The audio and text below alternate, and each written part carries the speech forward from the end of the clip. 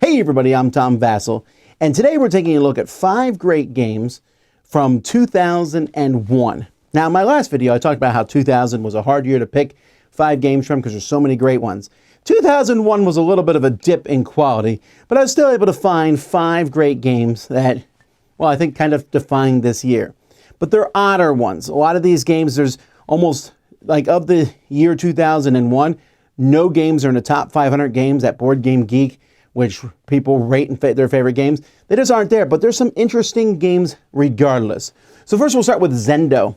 Zendo is a game of logic that uses the Ice House Pyramids. The Ice House Pyramids from Looney Labs have pyramids in 3 different sizes and many different colors, and Zendo uses that for me to make some sort of logic thing, like for this Zendo to work, I need to have exactly 2 blue triangles in it. That's it, pyramids, 2 blue pyramids. And people are making different groups, and I say, that one fits my rule, that one doesn't, till someone guesses the rule.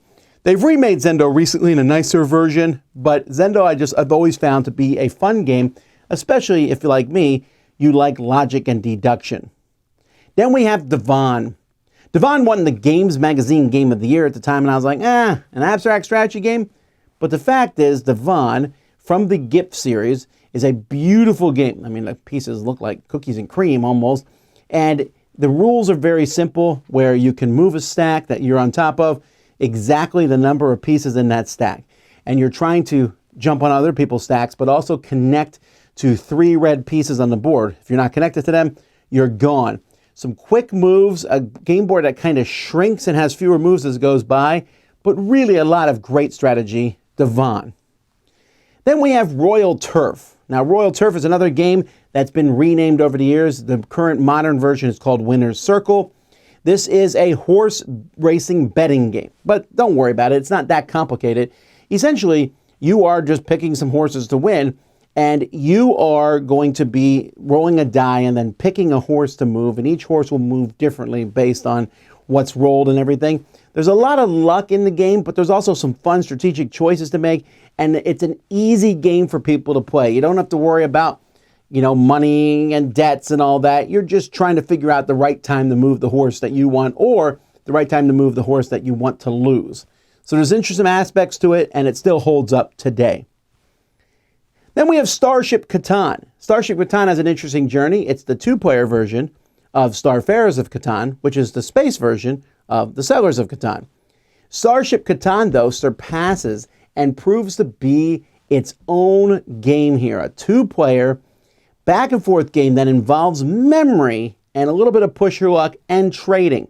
Now, that doesn't sound like it should work, but it does. This game is fantastic as you build up your ship and delve into stacks of cards, searching for the right places to trade back and forth.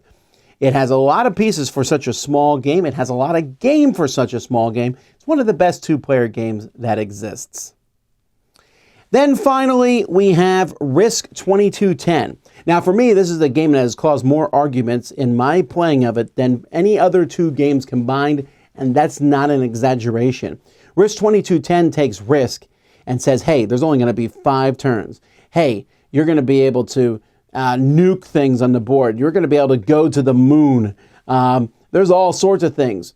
And you know what? You're going to love it or hate it. If you love Risk, you're going to think Risk 2210 is just takes it to 11.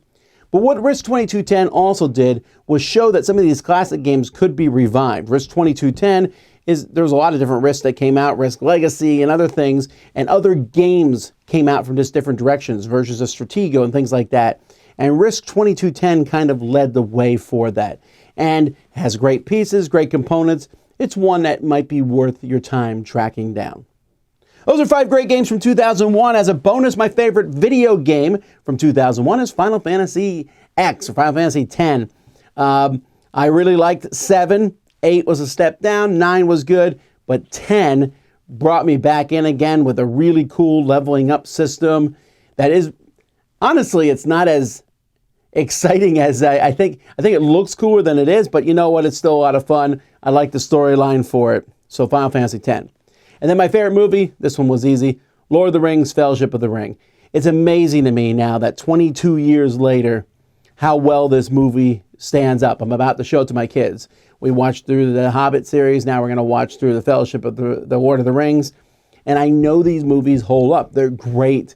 No one talks about remaking them because it feels like the definitive version of the books for me. Anyway, that's my favorite movie, my favorite video game, and 5 great board games. I'm Tom Vasel. Thanks for watching the Dice Tower. We'll see y'all next time.